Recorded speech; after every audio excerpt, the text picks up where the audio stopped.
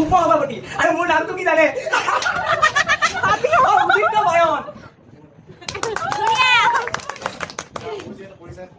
খঙত এতিয়া আহি আছে খং বুজিছনে নাই ইয়াত বহুত খুজি পাইছো বুজিছ দিবি মই